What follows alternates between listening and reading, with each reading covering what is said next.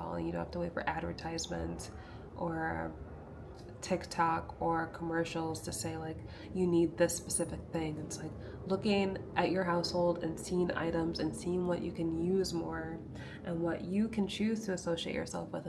And that's how traditions are formed. Hello, and welcome to my low consumption fall video. In this video, I'm going to be talking about objects that I own that are either fall themed or I associate with fall. And I've done this exercise of pulling out everything from my household to see how I can celebrate fall intentionally with these items. So I'm going to be going through what I own, how much it was, how long I've had it, and my thought process on why it's on this table. And I wanted to make this video because I see that there are a lot of like TikTok compilations about overconsumption, and it's kind of preaching to the choir. I think it's easier to do a compilation that's lecturing other people than to explain what you own and how you're using it. So I think if we do stuff like this and we practice what we preach to each other, we're exercising it and we're taking the responsibility rather than talking about other people. So I'm going to go through my categories one by one. I have home decor / decorations, food and drinks, apparel, arts and crafts. Starting off with food, fall is definitely about savory, hearty flavors. And I have these Idahoan instant mashed potatoes. They're pretty affordable. I think they're like 2 for $3 sometimes. There are several flavors. I have buttery golden selects and these baby reds, roasted garlic and parmesan. So as you can see, they can be really distinct, and I feel like that helps if you're the type of person that gets bored of food. Next to that, I have this miso soup and dip mix. I haven't made it as dip, but I have had it as soup because I've been thinking about drinking soup and broths as a kind of breakfast alternative. If I want something on the go and something that's not too heavy, it says there's 2 envelopes and each makes about 6 1-cup servings of soup. So that's 12 cups of soup. I've already used some of it. And there's even a recipe in the back for ramen. I got this at the grocery store. I think it was $3.50. Something like that. I have potato nochi. I got this from the Dollar Tree, so it was $1.25. I've never had nochi, nor have I ever made nochi, so this is a novelty item. It'll be fun to try something new this season. I have these seasonings that I got on clearance at the grocery store, so this was $2.50, and this was $1. I haven't used these yet. But so far when it comes to like fall dessert, all I've made is a zucchini spice bread. So I haven't done anything with pumpkin and I haven't done anything with apple. So I'm definitely going to be using these. And you can also like throw these types of seasonings in coffee too. I'd say this was my splurge, and I just finished the last of these cookies. I didn't end up going to the state fair this year, which is fine. I went last year. I don't really care for those Pillsbury sugar cookies brands, the Halloween ones that people get really nostalgic about. So I did want to have cookies at some point in fall, but since I didn't like those, and these called out to me more. So yeah, these are probably going to be the only cookies that I get this season, and then I'll wait for winter. Of course, the easiest, coziest treat, you have to have popcorn on deck. And then in the past month or so, I've been getting some instant coffee, and that's because we didn't have coffee available at work. We had to provide it for ourselves. So I started off with, it was like an instant Starbucks deluxe instant coffee, which I've never had before. It was some kind of caramel thing. It was pretty decent, but I got bored of it quickly. So I feel like it's easier for me to drink like a straight coffee with a creamer rather than an instant coffee that's flavored. I think I get sick of those quicker. And I did get 2 Starbucks creamers in the past 2 months. I got a cinnamon kind and a white mocha kind. And when it was on sale, it was about $5 for a bottle of creamer. And then I also got this instant Cameron's coffee, which can be cold brew or you can just put it in hot water. I think in total, like all that coffee, so it was probably like $30, which, yeah, if you think about it, At the time, sometimes, you know, when you buy brand stuff like Starbucks, it's like, oh, that's so expensive. But considering I didn't go to a coffee shop, I mean, it was pretty affordable. But yeah, coffee is, I like 1 cup of coffee a day pretty much. Otherwise, if I drink too much, I get anxious. It's a necessity, definitely. These 2 seasonings I got from Target. I think they're around $2 or $3 each, and I just used them for the first time for zucchini spiced bread. Next, I'm going to talk about home decor slash decorations. And to begin with, I have these trees from Dollar Tree. They were $1.25 each. I got them last year. Obviously, this is a play on candy corn. And this is a glittery orange one. What I like about garland is it's simple, but it takes up a wide amount of space. So I think it's the easiest way to make things look festive. Anything from the ceiling is automatically such a change that you notice, and it shifts the room. This is a stuffed Crookshanks that I got from Universal Studios in California. I got this in like 2019 or something. And yeah, I just wanted a reminder from that trip. I don't normally collect like toys or plushies or any of that. In the moment, I kind of romanticized the idea of cuddling with this, and I actually, I don't cuddle with it at all, but I'm gonna hold on to it. I feel like I bought it as kind of like a childhood honoring, since I didn't have a lot of Harry Potter merch growing up. I just kind of had the books, but I was obsessed. And I remember, if you ever had those DVDs and they had like the little booklet inserts that said all the things that you could buy, like all the fake wands, and this was before you could just like walk into Barnes and Noble and it already had all that merch. I would just look at these booklets, or this one specific booklet, I think it was for Goblet of Fire.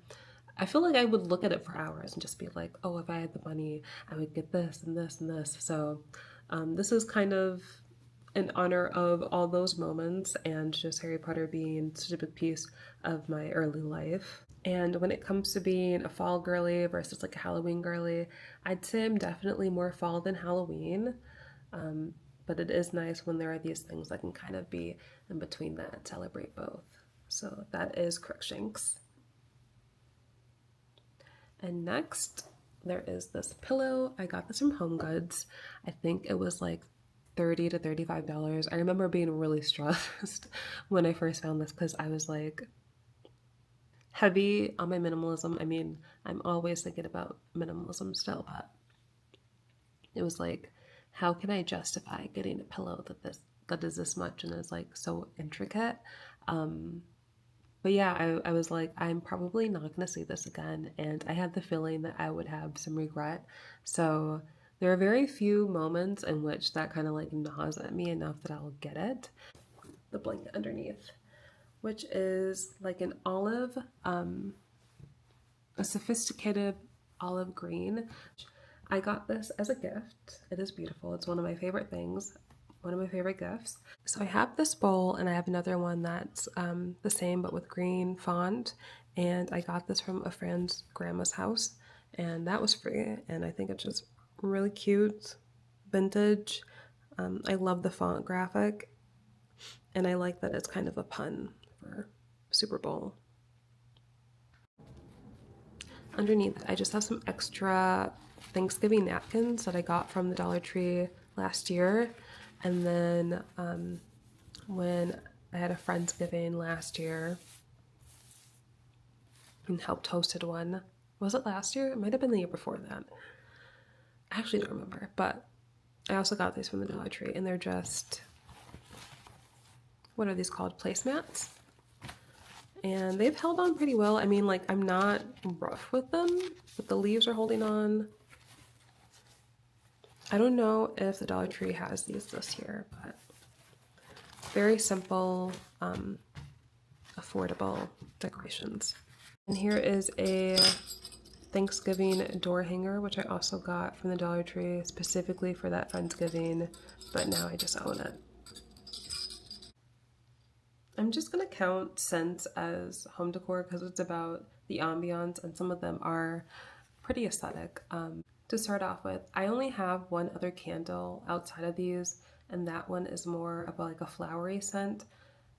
In general, I'm drawn to kind of like cologne, masculine, musky um, type of scents, so they're already kind of fall themed. Most of them are Bath and Body Works. Most recent purchase was the Mahogany Apple, which kind of smells like more subtle weathered spice, which is my all-time favorite candle from Sand and Fog. And I don't think you can buy it as a candle anymore. I think you can only buy it as, what's it called? It's like not an essence stick. It's like when you put the sticks in liquid, whatever that form is, or like some kind of spray form, just not a candle form. Next, I have Paris Cafe, which I'm gonna put on the back burner because I think I just burned it way too much, and now it kind of makes me nauseous. Like even the idea of putting it on is like making me nauseous. But maybe that's a TMI. Maybe I'll pull this back in winter because it's just very rich. It's very like cocoa-y to me, and very rich. The one that's in the back is white pumpkin, and I feel like while I've used this one the most, so you would think it's my favorite, and while this one smells the most like my most favorite candle of all time, I think the white pumpkin in a way is like my favorite because no matter how long I've had it lit, it's basically my most mood neutral candle. I have this wood fire candle by Illume, which I got from a store called Patina, and that's kind of like a gift shop-esque store. And then next to it, I have wood smoke, and I bought this at like an independent type of state-related store. So someone from my state owns this company. Yeah, this was a big purchase. This was $30. And I know wood fire and wood smoke are similar, but they're just different enough for me to want different scents. And because I live in an apartment and the only time I'm able to see like a fire is if I go camping, and then it's like the weather has to permit it, so it can't be raining. I just wanted a piece of that smell at home. From left to right, I have Febreze Pumpkin Roll. I have a Glade Oak Scent, Wizard Naturals Aromatherapy Fine Fragrance Mist, and a Mahogany Teakwood Scent. The Pumpkin Roll Febreze is my favorite spray of all time. I have two of them because it says limited edition, and I got it last year, and when it said limited edition, I believed them. I've already seen it back this year, but this is a spray that I feel like I will repurchase always as soon as I run out. Next is a Glade Oak. I don't really care for this. I don't remember where I bought it. Maybe it was a Dollar Tree. And I think I wanted like a woodsy, like natural scent, but it was the only type of wood scent available. And I'm not sure, maybe it's the oak part that I don't really agree with, but I haven't thrown it away because it feels like a waste. So I will try to use it up at some point in my life. Next to it is this rosemary and cinnamon scent, which I got this from the Dollar Tree. It says it helps you mentally focus and restores energy. Now, when I spray it, I do feel like for like the very brief 0.5 seconds it lasts in the air that I am like clear-minded. I think it helps, but it is just so not long-lasting. Like honestly, like I could throw it away. I shouldn't feel guilty because how lackluster it is, but I don't want to. Yeah. And finally, and I got this from the Dollar Tree. Finally, this is from Burlington, and yeah, it smells kind of like the Weathered Spice, $3.99 candle that I go on about. I do like candles more than room sprays, so even having four of these, I'm like, I don't understand how this happened, but I'm just gonna use them up. This big boy is one of two zucchinis that I've gotten from a coworker. I already got one for earlier in the month, and I made zucchini spice bread for the first time. And with that zucchini, I also made a Korean chicken stew, and I like pan fried zucchini slices, which is also kind of a Korean dish. It's basically like tempura vegetables, and you just dip it in like a soy sauce mixture. So I've been learning how to use zucchini, and I would like to make a chocolate zucchini bread this weekend. And you can freeze zucchini bread, so hopefully I can get through these giant zucchinis because it's free, and I get to show the person that gifted me what I'm able to make with that. And I think that's also such a wonderful gift back to them. Here is my most like cologne type of scent. So I can spray this more this season. And then also I have like the stress relief aromatherapy Bath and Body Works foam bath body wash. I'm I'm gonna say I'm gonna use it in fall. I'm gonna do more baths because that sounds cozy. And I know eucalyptus and spearmint might not like be like technically like fall associated scents. The point of this project is to see things that are kind of on the edge and rewrite the narrative and make the logic that this is something that I can celebrate and fall. Then you don't have to wait for outsiders to tell you how to celebrate fall, and you don't have to wait for advertisements or TikTok or commercials to say like you need this specific thing. It's like looking at your household and seeing items and seeing what you can use more and what you can choose to associate yourself with. And that's how traditions are formed. Next, I have arts and crafts. So these are some representations. I do have a secondary painting kit. This is from Target. The brand is Mondo Llama. I think these kits are like $15 each. And as you can see, it's like abstract painting with some tools. Above it, I have this paint that I got from Five Below, and I have like some sketch pads or some painting pads also that I got from Five Below, so that's affordable. And this is some yarn that I got from Walmart actually last year for a winter project that I still need to complete. I kind of got stuck on. And then in that cat head, which is like a 3D printed cat head that I got from a friend that I've just pulled out because it's like a black cat, so that's nicely fall themed. And then I have some crochet materials when I attempted to learn how to crochet, so I should try to continue attempting to learn how to crochet. But all these things are just kind of representative of my hopes to be crafty this fall, including doing projects with like outdoors things. And on Pinterest, I've tried to curate a little collection of ideas that are like using leaves and using twigs to make things. One of my biggest goals this year, which now thinking about it, September means the year is almost over, and I have definitely not reached it. But I really wanted to get more into art and to um, just stop being afraid of having to perfect things. I think I'll say in my minimalism journey, the thing that's probably been stagnant the most or struck differently is my ability to do arts and crafts, because I feel like when it comes to hobbies or just hobbies in general, the money you put into it, it's like it's not a guarantee that you're going to be good at it or that you're going to follow through with it. So I feel like sometimes when I have an arts and crafts kit, because I have a kind of foundation, a parameter to work with, that I get less in my head about using products and being good at it, or doing something that I feel like is quote unquote like worth my money.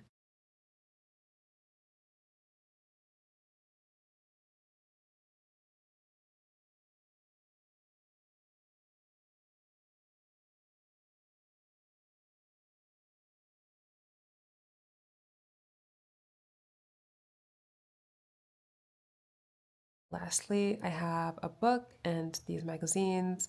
I'm not really going to go into media. Maybe if I do a Pinterest video, I might talk about that because I do have a fall like Pinterest inspiration mood board.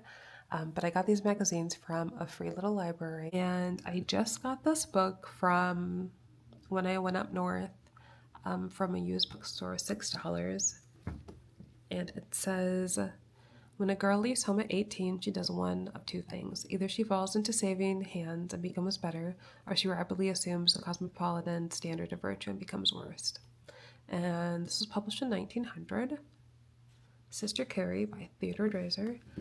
And I got it because the book that I decided to bring up north, it's like a nonfiction book, and it was the analysis about like gossip, and yeah, it was so pretty up north, and the scenery was so almost, it was like gloomy, but it wasn't cold, so it was like really foggy and misty, and it was just so romantic. And I was like, oh, I wish I actually had a book that felt like it would fit what I'm looking at instead of the book that I'm reading. So I was inspired to buy something that was a bit more moody and that would actually feel more fall themed. So this was the last thing that I wanted to share, and I hope that we can have a little bit of conversation in the comments about ways that we're going to be celebrating this fall with the things that we own. Thank you for watching.